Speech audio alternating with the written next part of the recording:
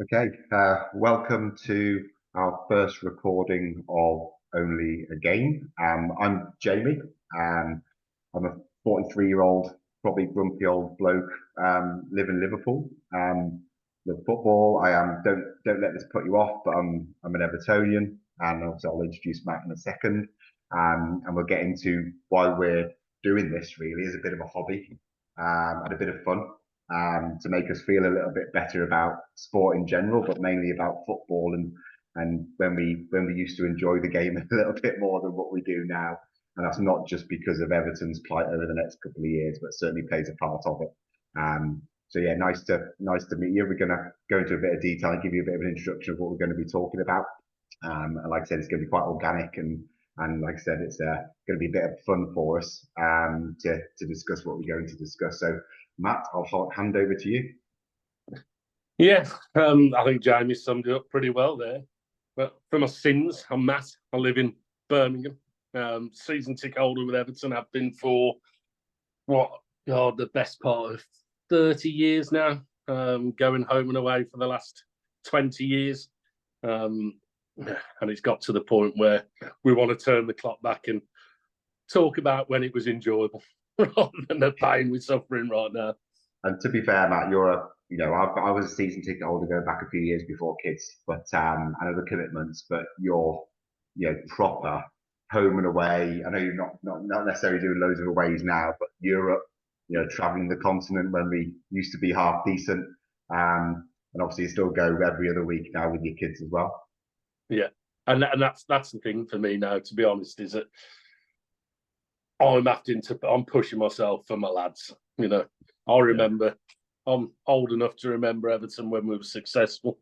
As we all know, we haven't been successful for a long time now. But to get my lads to still believe and still, think that one day we can get back to those dizzy heights of winning league titles and going on European tours. That's the reason I keep doing it and keep purchasing my 3 season tickets year on year. Yeah. And sit and tell them on every trip from Birmingham to Liverpool about how we've got to keep believing, keep trusting, stick with them, and the good times have come. And for anybody that follows Matt on social media, you are the most optimistic blue that I know. And I've got 2 daughters. I've got a 4-year-old and a 6-year-old, and the 6-year-old is not necessarily into football, but I've somehow managed to get her into Everton, mainly because she went to Portugal on her first holiday. So Beto's a favourite player because I've told him he's from Portugal where she goes on holiday. I've taken her to Goodison Park for the tour, and she loves singing "Spirit of the Blues." So that's and I've got, you know what? Every time we get beat, she'll start singing it randomly, and I just feel bad. Yes. I do feel bad. I'm trying to ignore it and sort of distance myself from it, but I just feel bad, But yours are properly into it, now, and it's it's like a life sentence. Yeah, no, and I almost feel bad about it, to be honest. Especially like my oldest lad, McKenna. He's he wants to go home and away. He's still. I almost feel like he does it for my benefit. Yeah. So, but you can't. You know what? You can't. I've tried to detach myself from it as I've got older, but you can't take it out of you. I do get. I'm sure we'll in the future we'll discuss different things, but I can't. I'm trying to care less, but it's so hard. And like these, I take in a lot of fan content, whether that's Toffee TV, whether it's View from the Bullins and others, and I can't take it in when we get beat because it just makes me feel bad, and I don't know how they keep doing it. I don't know how they keep doing it, talking about. And do you know what? On the flip side of that as well is that that's an issue itself, social media, because if you go on there to try and make yourself feel better, you're wasting your time. Yeah, because it's just full of everybody, and rightfully so, fed up with the state of the club, whether that's on the pitch or off the pitch. Everybody's just really fed up at the moment. So the best thing I always say you can do is stay away from social media. But the first thing I do is after a win or a defeat is go on Twitter and see what everybody's saying, and then I feel 10 times worse than I did. straight after the game. But Yeah. what we do. And then how obviously how we know each other, right? We used to work together, going back several years ago now. So, and obviously, I remember the first day we met. You know, we obviously had a commonality of being Evertonians. Yeah, that's where this kind of stemmed from. And we had a pint in the Denby Castle of all places, going back a few weeks ago, and we got talking about this.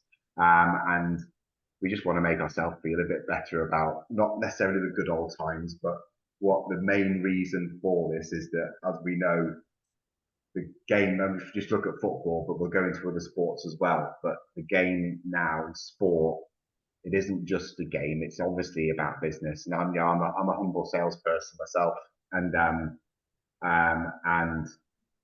you know, it's that is strict. It just means more about the cash, and it's everything's so important, and it's the introduction of VAR, and every time I get a notification through on my phone and we've scored, I don't celebrate it. Never mind being in the bloody stadium, you just don't celebrate it. It's just, and obviously there's loads of people going on about it, but it's more than just sport now. It's not just a game. Yeah.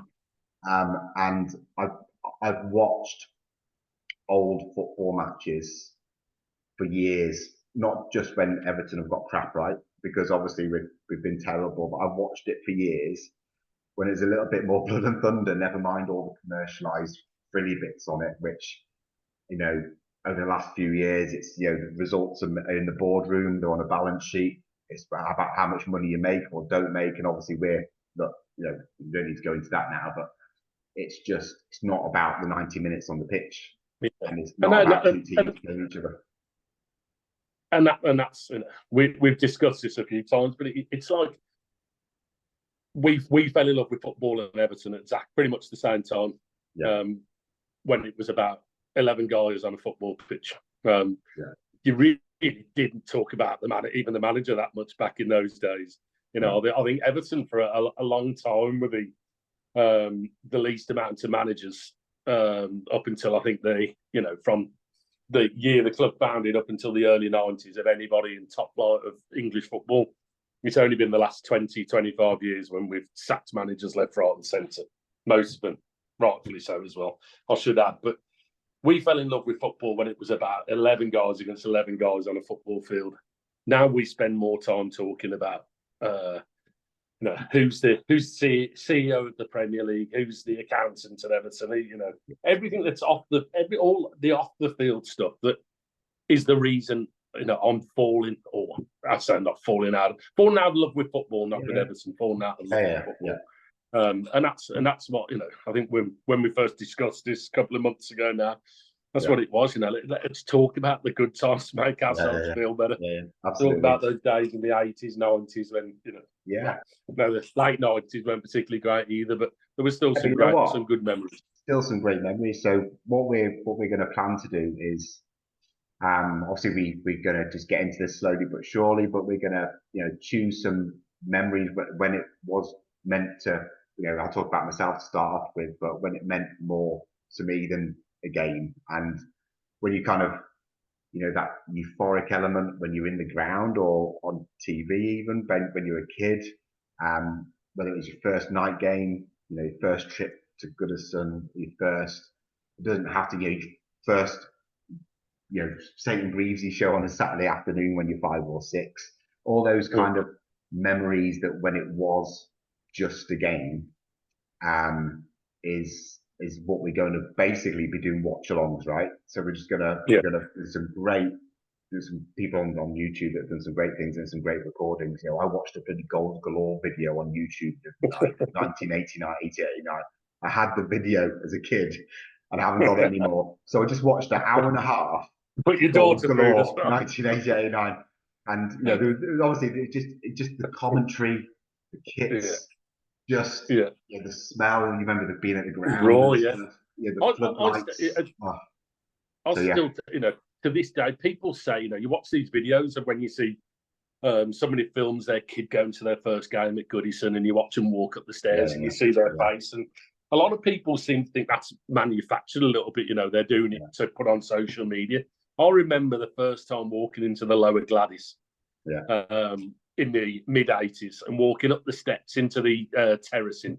Yeah. And I remember just being like, wow, this, it literally did take my breath away. And that's, it's not exaggerating. The only football I'd been to previous to that was non-league football with these little small grounds. And I walked into Goodison, into the terraces of the lower Gladys, and just like, and that's, it took my heart then.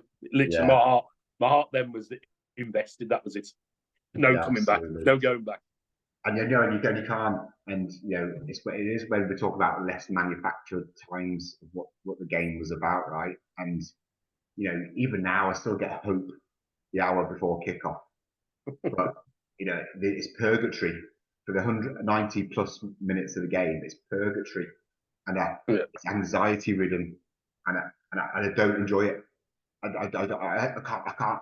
If I cared less, I wouldn't feel that way. But I can't take it out.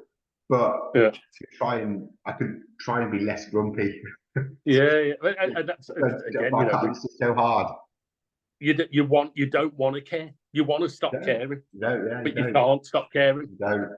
So if you like, our way of not caring less is talking about times when we actually enjoyed it, and that's what we're going to be doing. And we'll have some other people and the friends come along, which support other clubs. And have individual memories, and it could be older memories. I've got a bunch from obviously late 80s through the 90s, and even a bit later. And we'll talk about, and Matt exactly the same. So we'll talk about it, and we'll record it, and people want to watch it. People feel the same as us, and they might have memories of their own. They want to come and have a chat with them. More the merrier. So it's a bit of a hobby that, dare I say, gets us feeling a little bit better about the game. And I think I think that's the thing. We'd like people to come on and share their memories of their first game, or a match that stands out back in the day. Which the reason you fell in love with Everton. I know we've discussed. We've got a couple of players who have played the game who are going to come on and talk about their memories. So I think it's going to be good. It's going to be exciting. It's going to be striking pulling a few chords. A few nostalgic chords, right? And and if we feel that way, there's got to be hundreds of other people who feel exactly the same way. Dare I say, a similar sort of age to us, unfortunately. Older, and we're older, we're older. So that's what it's going to be about. So we're going to be, dipping our toe in the water. Is just to let everyone know the production value isn't going to be overly high to start off with, and it's just a bit of fun and a bit of stuff, something to do a couple of evenings a week that we can talk about, and dare I say, go to bed feeling a little bit better instead of last night watching the score go up. And obviously this is the day after Everton got beat 6-0 by Chelsea, so we shouldn't even be smiling. But hopefully get us going to bed and go sleeping and resting with a smile on our face about other things. Really, looking at other things that made us a bit more happy in terms of our club and the game. So I'm sure that'll make us feel a bit better anyway.